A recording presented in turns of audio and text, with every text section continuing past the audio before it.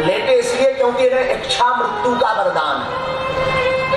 भगवान सामने पहुंचे, बोले बताओ दादाजी कैसे याद किया हमें? भीष्म पितामह कहते हैं अच्छे आना हुआ। बोले सरकार एक बात कहवे? हाँ। बोले महाराज हमारी एक बिटिया है, हम उसका विवाह करना चाह रहे। भगवान हंस करके मुस्कुरा करके बोले बड़ी टेढ़ी बात करते हो, आपने तो शादी नहीं की, फिर बिटिया कहां से हो गई? भीष्म पितामह कहते हैं महाराज हमारी बिटिया हमारी बुद्धि है, हम उसकी शादी आपके साथ करना चाहते हैं ताकि हमारा आपका कोई नाता जुड़ जाए। भीष्म पितामह भगवान के सन्मुख अपनी बुद्धि का विवाह करते। भगवान पूछते कहो क्या चाहिए? भीष्म पितामह कहते हमारी अब एक ही इच्छा है। क्या इच्छा है तुम्हारी? क्या चाहते हो? इतना तो करना स्वामी जब प्राण तन से निकले, गोविंद नाम लेकर फिर प्राण तन से निकले। श्री यमुना जी का तट हो, मेरा सामुरा निकट हो। श्री गंगा जी का तट हो, यमुना का बंसीवट हो, मेरा सामुरा निकट हो। जब प्राण तन से निकले, जब प्राण निकले, गंगा का किनारा हो, जमुना का किनारा हो, बंसी बट हो, मधुर मुस्कुराता हुआ सांवरा स्वरूप लिए हुए, मोरपंख पहने हुए, पीतांबर पहने हुए, अधर पर लट लटकी हुई बंसी बजाता हुआ मनमोहन सांवरा हमारे सन्मुख खड़ा हो। भगवान वैसे ही खड़े हो गए। लेकिन एक वरदान मांगो? हाँ मांगो ठाकुर, हम चाहते जब तक हमारे प्राण ना निकल जाए तुम ऐसे ही खड़े रहना। भगवान ने मुस्कुराना बंद कर दिया। महाराज जी मुस्कुरान कहाँ गई आपकी? बोले आपने कह तो दिया जब तक प्राण ना निकल जाए सामने खड़े रहना। हम इस टेंशन में हो गए, चिंता में हो गए कि तुम्हें इच्छा मृत्यु का वरदान है, न जाने कब तक नहीं मरोगे। हाँ, पता चला 8-10 साल यही खड़े करे रहे, हम फंस जाएंगे। बोले घबराओ मत, आप मुस्कुराओ तो सही। भीष्म पितामह ऐसा कहते, भगवान मुस्कुरा देते। और मैं एक बात कहूं भागवत की, बड़ी प्यारी बात, मुस्कुराना सीखना है तो गोविंद से सीखो। मुस्कुराना भी बड़ा महंगा शौक है, सब नहीं पालते। सत्य का उपासक हमेशा मुस्कुराता है। जो सत्य का उपासक होता ना वो मुस्कुराता है। और एक बात, पहले के जमाने में फोटो का जमाना था, तो पहले जब कैमरा चला करता था तो गांव में बड़ी उसकी इज्जत थी। और 1-2 दिन पहले ही कैमरा वाली बता दी पड़त तो भैया फोटो खिंचवाऊ ने हमें ब्याह खिलाने काल आ जाइए। फिर बड़ो देर से आओ तो कैमरा वालों उनको इंतजार करते पड़त। अब जब तक 2-3 बे पटियां पड़ जाती, हर बे फिर तेरे पटियां पाउडर आउडर लगा।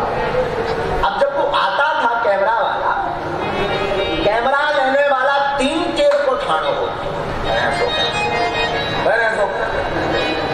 फिर वो अपना जो कुछ हो एंगल हो भगवान जाने, अपना लेवल मिला कर जो भले ही वो पढ़ा लिखा ना हो पर उसे 2 शब्द सीखने ही पड़ते थे कैमरा वाले। अब तो मोबाइल का जमाना आ गया, दिन के जमाने का अलग आनंद था कैमरा का। उसको शब्द बोलना ही पड़ता था, प्लीज स्माइल मी, कृपया आप मुस्कुराइए।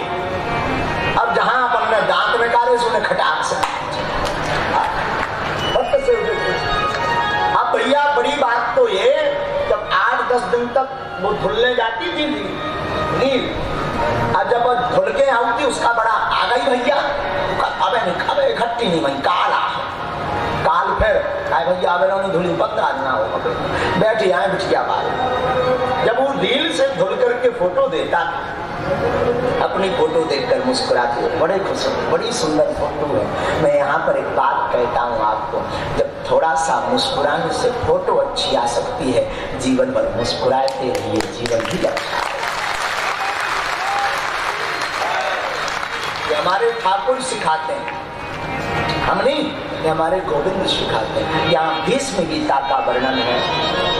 आगे कथा क्रम में भगवान एक दिन वापस जाते हैं तो रथ पर पैर रखते, रथ को पकड़ते, इतने में पाहि पाहि महायोगेन देवो देवो जगतपते नान्यम तद्भयम पश्ये यत्र मृत्युः परस्परम्। अभिमन्यु की पत्नी उत्तरा देवी दौड़ती हुई भागती हुई आई, चिल्ला पड़ी, अरे गोविंद बचाओ, माधव बचाओ, हे मोहन बचाओ, हे मुरारी बचाओ, हे दामोदर बचाओ। और भगवान ठहर गए। देखा ये तो पांडवों की कुलवधू है, उत्तरा देवी। क्या हुआ देवी, क्यों परेशान हो? उत्तरा देवी बोली, महाराज कोई हमारी शक्ति, कोई हमारे गर्भ को कोई शक्ति खत्म करना चाहती है, कृपा करके आप हमारी रक्षा कीजिए।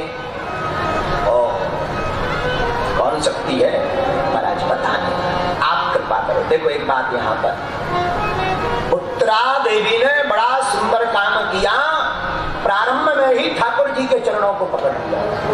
और द्रौपदी जी ने बड़ा गड़बड़ किया। द्रौपदी जी को पहले लगा कि जब साड़ी खिंचने वाली है तो पांडव बचाएंगे, पर देखा पांडव नहीं बचा रहे, पति नीचे सिर लटकाए हैं। तो सोचा भीष्म पितामह हम जैसे महापुरुष योद्धा बचाएंगे। इस प्रसंग में एक और शिक्षा है, ध्यान देना कान खोल कर। समय पर क्रोध भी न आए तो भी घाटा लग सकता। भीष्म पितामह ने समय पर क्रोध नहीं किया, इसलिए वाणों की सैया पर लेटना पड़ा। और जटायु ने रामचरितमानस में समय पर क्रोध किया, इसलिए गोविंद की गोद पाकर के अपने आप को सिद्ध किया। क्रोध भी करो, समय पर करो, असमय मत करो। पर इधर द्रौपदी के लिए सब मौन बैठे। और भरे पांडाल में मां द्रौपदी की साड़ी को दुशासन खींच रहा, लेकिन धन्य है गोविंद, नारी बिच सारी है कि सारी बिच नारी है कि नारी में ही सारी है कि सारी से ही नारी है। नारी में सारी है कि सारी में के नारी है कि नारी ही की सारी है कि नारी से ही सारी है। परेशान हो गया दुशासन, गोविंद बचाने आए, पर कब? जब देख लिया पांडव नहीं बचा रहे, भीष्म पितामह नहीं बचा रहे, तो द्रौपदी ने फिर दांतों तले साड़ी के पल्लू को बांध लिया, अब हम स्वयं रक्षा करेंगे। पर दुशासन ने जब झटका मार दिया और जब नहीं बचना देखा, तब गोविंद को पुकारा, तब गोविंद साड़ी का रूप धारण करके प्रकट भये। लेकिन उत्तरा ने ऐसा नहीं किया ना। उत्तरा पाहि पाहि महायोगी देवो देवो जगतपते नान्यम तद्भयम पश्ये यत्र मृत्युः परस्परम्। प्रणाम किया भगवान। कोई गर्भ को मारना चाहता, शब्द सुंदर है। अभिमन्यु की पत्नी उत्तरा देवी, महाराज हमारे पति तो महाभारत के समर में वीर गति को प्राप्त हुए, वैसे भी विधवापन हमें खाए जा रहा है। हम गर्भवती थे, वरना हम सतत्व धारण करते, सती बनते, लेकिन गर्भ में कोई पल रहा था। हमने सोचा पाप लगेगा, तो कृपा करना हम भले ही मर जाएं, पर हमारा गर्भ बच जाए। शब्द बड़े सुंदर थे। यहाँ पर अगर ये कहती कि महाराज हमें बचा लो, गर्भ भले ही नष्ट हो जाए, तो भगवान शायद ऐसा करते कि गर्भ को नष्ट कर देते, पर देवी जी को बचा लेते, उत्तरा जी को। पर शब्द बड़े सुंदर थे, हम भले ही मर जाएं, पर गर्भ बच जाए। और गर्भ तभी सुरक्षित होगा जब माँ सुरक्षित होगी। भगवान बिना देर किए अंगूठे बराबर रूप धारण करके, जो कभी किसी के गर्भ में नहीं गए, पर भक्त की रक्षा करने के लिए उत्तरा देवी के गर्भ में गए।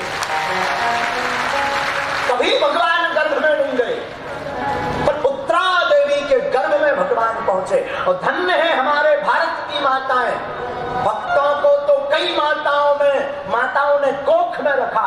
पहली बार भागवत में उत्तरा देवी ने अपनी कोख में भक्त के साथ साथ भगवान दोनों को अपनी कोख में रखा। हमारे भारत की माताओं का अस्तित्व है तो भगवान को भी कोख में पालती। बड़े बड़े महापुरुष स्वामी विवेकानंद, रामकृष्ण परमहंस, परम भागवत महाराज परीक्षित जिनकी रक्षा करने गए, पता है वो कौन था? वो महाराज परीक्षित जी ही थे। भगवान रक्षा करते, वापस निकलते, अश्वत्थामा ने जो बाण चलाया था उस बाण का चक्कर दे उनका वापसी करते। और पहले ऐसे भक्त हैं जिन्हें गर्भ में ही भगवान के दर्शन हुए, वो परम भागवत महाराज परीक्षित जी है। बोलो परीक्षित जी महाराज की। कालांतर में भगवान वापस जाते, पांडव भी भगवान अपनी लीला संवरण करके जाते, पांडव भी जाते और उत्तरा देवी के गर्भ से एक बालक का जन्म होता जो प्रारंभ में जिसका नाम विष्णु रात रखा गया, लेकिन भविष्य में यत्र तत्र सर्वत्र देखते इसलिए इनका नाम परीक्षित रखा। एक दिन परीक्षित राज्य में घूमने के लिए गए, भ्रमण करने को गए। एक काला पुरुष गाय को मान रहा था और गाय को बचाना हमारा आपका परम धर्म है, क्योंकि ये वही गाय है जिनके पीछे हमारे गोविंद भागे हैं। राम कृष्ण की प्यारी गैया सबके जग की माता है। राम कृष्ण की प्यारी गैया सबके जग की माता है। राम कृष्ण की प्यारी गैया सबके जग की माता है। सबके जग की माता है। सबके जग की माता